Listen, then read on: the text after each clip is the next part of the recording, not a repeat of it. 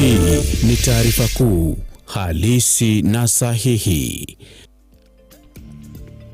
Tarehe 27 mwezi Januari mwaka 2024, mpenzi mtazamaji wa Ambaje na Hali, mchana wa leo nakaribisha ndani ya taarifa kuu. Tumekuandalia mengi tu, yakiwemo maandamano ya wanawake ambayo yanaendelea sasa nchini kukashifu mauaji dhidi ya wanawake. Habari hiyo na nyinginezo ni baada ya vidokezo. Hii ni taarifa kuu halisi na sahihi. Na kwenye taarifa kuu, wanaharakati wa kutetea haki za wanawake waandaa matembezi ya kuhamasisha na kukemea vifo dhidi ya mtoto wa kike nchini Kenya. The government of Kenya, this time round, we have a deliberate, intentional plan to create jobs in programs that will allow millions of young people to have an opportunity to work. Rais William RUTO aongoza hafla ya kuzindua chuo cha mafunzo cha Jitume kaunti ya Meru. All those working in the public sector to be responsive of the need of ensuring data privacy and data security undergo comprehensive training in this area. Na waziri wa teknolojia na mawasiliano Eliud Owalo ahimiza taasisi za serikali kumakinika katika kulinda data za Wakenya ili kuepukana na udukuzi. Hii ni taarifa kuu halisi na sahihi. Karibu tuandamane hadi tamati. Mimi naitwa Henry Tende Anyula. Rais William RUTO amezindua kitovu cha habari, mawasiliano na teknolojia cha Jitume katika taasisi ya kiufundi ya Mitungu, eneo la South Imenti, kaunti ya Meru. Rais ambaye yuko kwenye ziara rasmi kaunti hiyo ametoa ahadi kwa Wakenya kuwa serikali yake itafanya kila iwezalo kuboresha maisha na kukuza maendeleo nchini. Rais amesisitiza umuhimu wa kubuni nafasi toshelezi za ajira, kuimarisha ukwasi wa chakula na kuhakikisha Wakenya wana makao bora. The government of Kenya, this time round, we have a deliberate, intentional plan to create jobs in programs that will allow millions of young people to have an opportunity to work. I am saying this, and I want all leaders in Kenya, including those in the judiciary, to understand that it is our collective responsibility to make sure that job creation is part of government policy. Let me also say, for the avoidance of doubt, that we cannot pretend anymore as a country. Those of us who have jobs, those of us who have opportunities, we cannot continue to pretend that we do not have an unemployment problem in Kenya. We have millions of young people in Kenya out of school, out of college, out of universities. They are doing nothing because they have no opportunity to work, because there have never been any programs to make sure that they have an opportunity to work. Today, the government of Kenya has clear plans on how to create job opportunities. One of them is housing, and we are going to make sure that housing creates at least 500,000 jobs in Kenya. Na kama nilivyokuarifu, mashirika wa wanawake wameandaa matembezi kote nchini kuhamasisha na kukemea vifo dhidi ya wanawake. Jijini Nairobi, wanaharakati hawa wameanzisha kampeni yao katika bustani ya Jivanchi, na sasa naarifiwa wanaongea na wanahabari moja kwa moja na kupeleka katika eneo hilo tuweze kupata yanayojiri. We are coming for you. We are coming for you. Apart from that, wanawake hoye! Wanawake hoye! This is a very strong message to the government.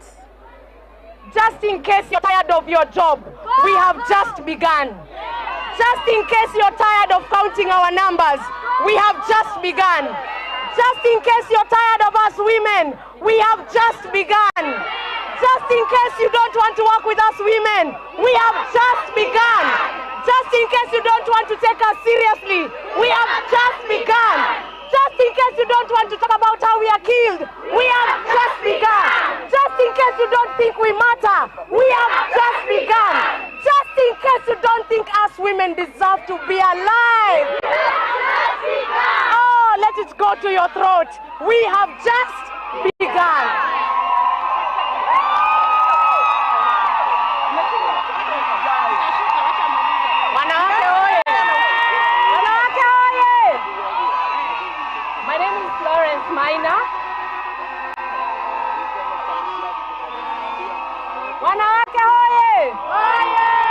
My name is Florence Maina from St. Paul's University. I identify as an African woman theologian. I'm calling out to the church of this country.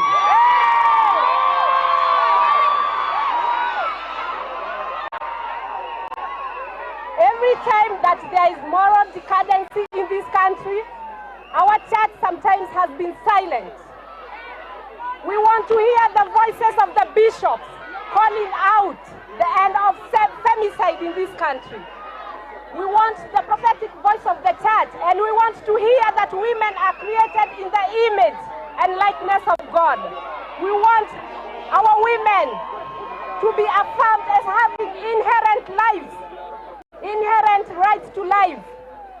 We are calling on religious leaders to call out femicide.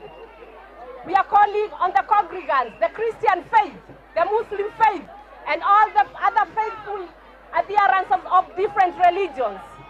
Those who believe that we all as humanity have inherent life and rights to exist on this universe. We want to hear your voices. Just as you call out to other things, we wonder why you're silent when women are getting killed. Why is the church silent? Why are you silent? Thank you so much for showing up.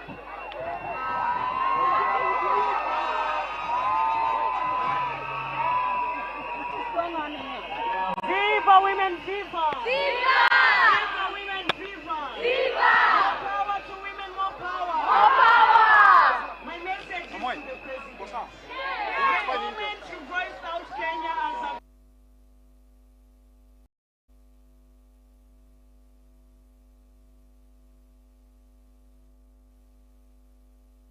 Na mpenzi mtazamaji, ni hisia kali kutoka kwa kundi la wanaharakati wa kike ambao wanaendeleza kampeni dhidi ya mauaji ya wanawake, ikikumbukwa kuwa katika siku za hivi karibuni kumekuwa na mauaji ya binti nchini Kenya. Unampata amekodisha chumba pamoja na mpenziwe, kisha anauawa kinyama na vipande vya mwili wake kupatikana sehemu tofauti tofauti. Ni hali ya kuhuzunisha nchini, na wanawake hao wameandaa jukwaa hili kuweza kutoa hamasisho dhidi ya mauaji hayo na kulaani vikali na kuhakikisha juhudi za pamoja za serikali na washikadau zimechukuliwa ili kuweza kuleta usalama nchini, hasa wa mtoto wa kike. Mpenzi mtazamaji, tukisonga mbele katika juhudi za kubadili tabia hasa za mtoto wa kiume, mkewe naibu rais Pastor Dorcas Rigathi ametangamana na wafungwa 150 katika jela ya Kendege mpakani mwa Kenya na Tanzania, eneo la Kuria. Bi Dorcas ametoa wito kwa wafungwa hao kutumia vifungo vyao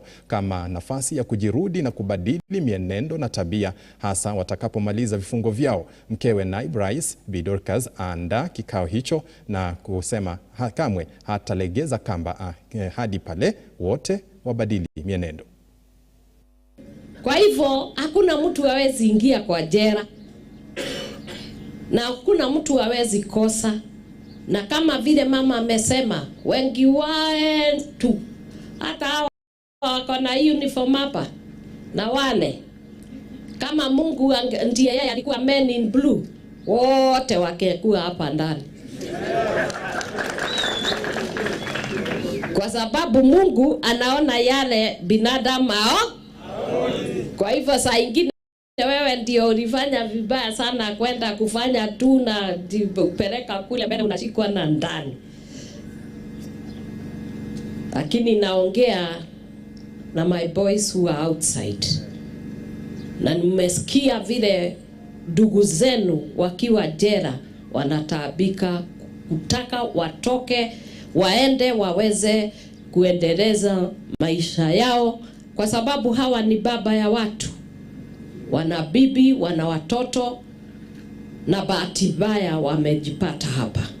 Wakirekebisha, na sisi tuko huko nje boys, let's be careful.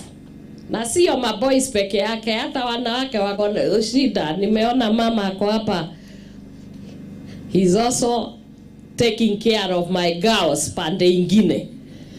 Kwa hivyo hakuna mtu hawezi na nikiuliza hapa utakuta mwingine alikuwa mhubiri, mwingine mambo yanaweza geuka, lakini nimekuja kukuambia never give up. Nimekuja kama mama kuwaongelesha watoto wangu, msikate tamaa.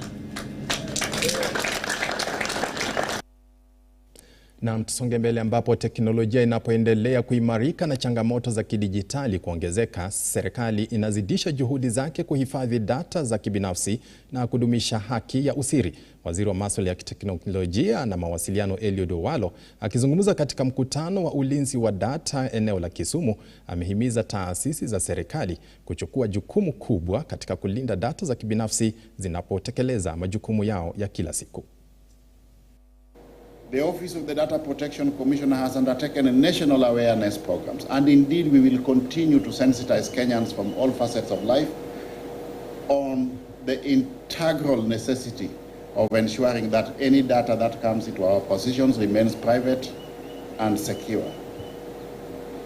We will do the same for data controllers, data processors, as well as data subjects themselves, the Kenyan public, on their obligations as well as their rights. In addition, the Office of the Data Protection Commissioner has rolled out data protection training in collaboration with the School of Government and other pre-qualified trainers. The development of the chatbot is informed by the need to empower ordinary citizens to take responsibility for their personal data while using the internet, as well as provide guidance to various organizations to handle personal data at various levels within government and of course also the private sector. The chatbot will also be on hand to disseminate key information about data governance to the general public and share key best practices on securing personal data. We believe that Kenya is in a space under the leadership of His Excellency and our Cabinet Secretary to lead the world on promoting data protection to ensure that we are compliant and moving this country and Africa towards making sure that we take the issue of data protection centrally. In addition to that, in the last year, we were able to register almost 2,800 data protection controllers and data processors. Ndindi Nyoro, mbunge wa Kiharu ambaye aliongoza zoezi la kugawa chakula cha msaada kwa waathiriwa wa mafuriko, alisema kuwa serikali ina mpango wa kujenga nyumba za kisasa kuwasaidia waathiriwa. Nyoro pamoja na viongozi wengine wa Kenya Kwanza wamewarai viongozi kutoka mirengo yote ya kisiasa kuweka tofauti zao za kisiasa mbali ili kuhakikisha Wakenya wananufaika na miradi ya serikali. Saka alichaguliwa na chama gani? Si mnajua? Si alichaguliwa na hiyo chama? Na mimi si niko nyingine. Lakini sisi tunataka tuonyeshe Wakenya wote ya kwamba siasa haifai kuja katikati ya urafiki. Ukabila haifai kuwa katika siasa. Watu wanafaa kuwa wanaona sera za mtu. Shaka sisi hawezi jua tuko mirego tofauti hata hapo beleni. Rais wetu pia atakuwa anatumana kwanza tuanze kufanya ile inaitwa model villages, kwa sababu mimi nimekaa hapa na nikaona hii makao hata kukiwa na jua hauwezi kaa ndani. Ni kweli ama si kweli? Hayo yote president wetu anajua, hayo yote deputy president anajua, na anajua hivi karibuni mtasaidiwa na mabati ndio tuanze kujenga nyumba akalai. Nataka hata mimi nikiwa Ndindi Nyoro, our work as we continue kutumikia wananchi wa Kenya is to support our president, when we offer an equivocal support, unprecedented support, so that he can continue offering the good services he's offering to our Republic of Kenya, and of course with all the other leaders, the deputy president akisaidia rais wetu na sisi tukiwa chini yao. All of us, our work is to offer them support. Our work is to discharge the duties ambayo wametupea ndio tupeleke Kenya yetu mbele. Huyu Mheshimiwa Ali Wario na DCC wamenieleza ya kwamba hii constituency ama sub county ya Tana Delta It is 16,000 square kilometers. Kina mama 200 kutoka jamii ya wafugaji Kajiado wamenufaika na kima cha shilingi milioni 5 kama njia mojawapo ya kuwainua kiuchumi baada ya kipindi kirefu cha kuuza vyuma kuukuu. Kina mama hao walijiandikisha kwa makundi ili kushirikiana kufanya biashara hiyo kwa pamoja na kugawana fedha hizo kila mwaka. Mama hao kutoka jamii mbalimbali walijawa na furaha walipokuwa wanapokezwa fedha hizo eneo la Magadi. Mradi huu ni wa kina mama kutoka community ya Magadi. Tuko na group ranches 4 zinazunguka Magadi, na kila group ranch wanatupatia wamama 40 na watu walemavu 10. Kwa hiyo ni 50 kutoka kila group ranch, wanafika 200. Na mama moja anapewa shilingi taslimu 30,000, na hawa vijana ama wanaoishi na ulemavu wanapata shilingi 5,000 kila mmoja. Head of Customer Service in Magadi Sacco. As far as the exercise is concerned of giving out giving this facility to these ladies, the way we identify them is by their thumbprint, because most of them actually are illiterate. So how we identify them is by their thumbprint. First of all, somebody has to produce an ID card. We go by the ID card. Sema usaidizi ya wamama itatoka aje? Tukakaa pamoja na kampuni ya Magadi Soda ya Chacha Chemical, tukakaa pamoja, tukajadiliana pamoja, wakasema vile ng'ombe zinakufa na vile maziwa hakuna huku, lazima tutafute usaidizi ambaye tutasaidia wamama. Tukakaa chini, tukasema ni nini itasaidia wamama ndio wapate chakula, wapate usaidizi ya school fees ya watoto. Tukakaa tukasema afadhali wa kampuni watutafutie pesa. Tulikuwa na kitu ilikuwa inaitwa scrap. Tulikuwa tunauza. Wakakuja wakasema wamama wacheni hiyo scrap kwa sababu tukiingia ndani pale itatuumiza. Wacha tutatafutia ng'ombe, jina ya ng'ombe yenu ambaye ni scrap, msiite tena scrap, muite ng'ombe. Msichana wa miaka 12 aliyetekwa nyara na kijakazi katika boma lao amepatikana akiwa mzima wa afya eneo la Mwingi, kaunti ya Kitui.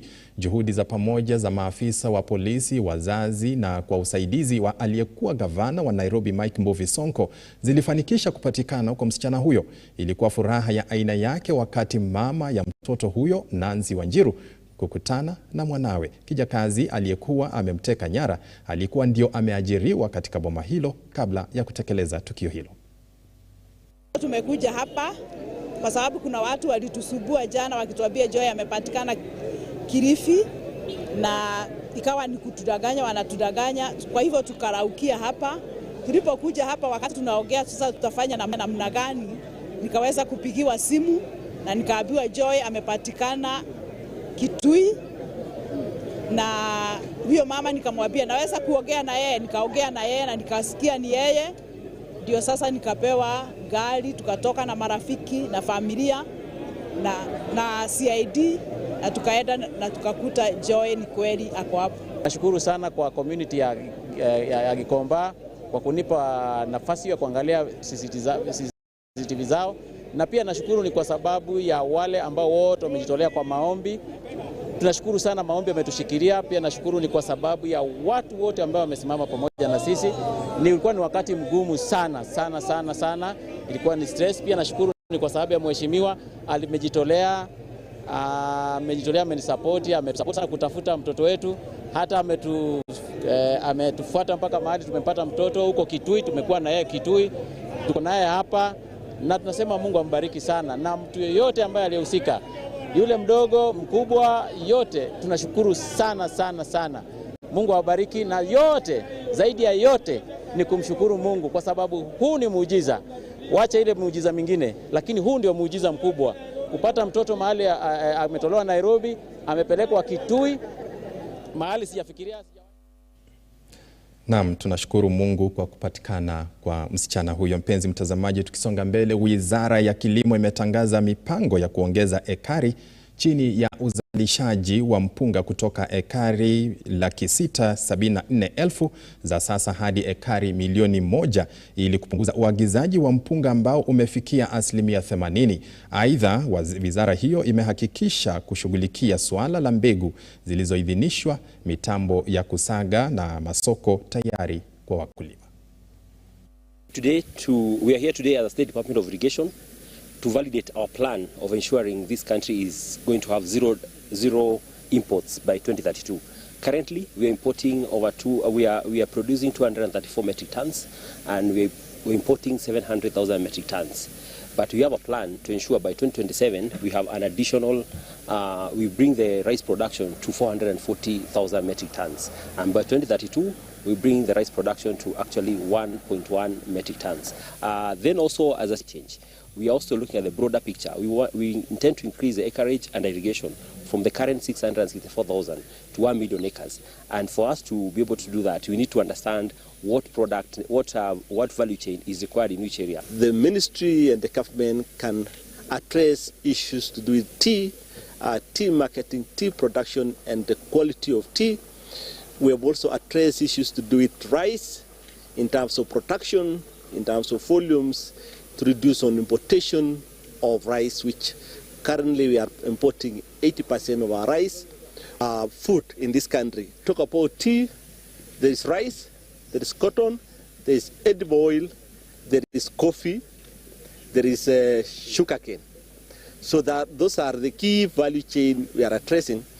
And the State Department of Agriculture being the production department. There is also livestock, which we are talking about leather.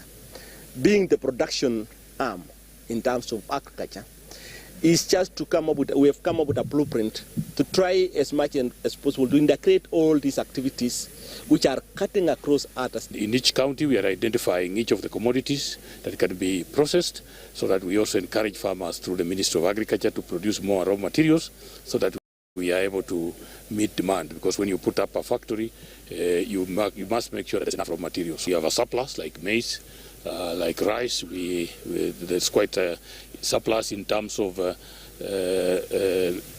we don't have enough machinery to add value to it.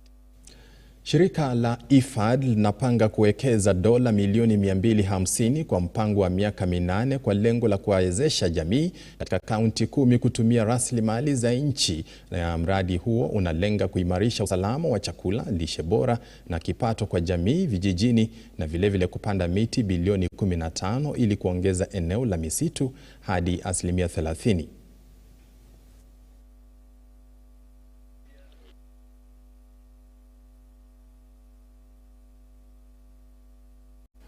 Habari hiyo kutoka kwa kundi hilo la IFAD ndiyo inayotufungia taarifa zetu mchana wa leo. Mpenzi mtazamaji, kabla niondoke, niruhusu niwapongeze wawili watatu ambao wameweza kujumuika nasi katika habari zetu. Mtetezi Mwafrika Mtetezi unasema pamoja na waunga mkono kina mama katika harakati za kuhakikisha vifo vya wanawake vimekashifiwa nchini na vimekomeshwa. Naye Joseph Njeru hapa unasema wanawake waweze kuwajibika kitabia ili kuweza kuzuia visa kama hivyo kuongezeka nchini. Mpenzi mtazamaji, nashukuru sana kwa wote ambao wamesemezana nasi hadi mwendo wa saa 1 usiku, na kutakia mchana mwema. Nikiondoka namkaribisha mwenzangu Robert Chacha RC mwenyewe ambaye anaingia na ulingo wa sport.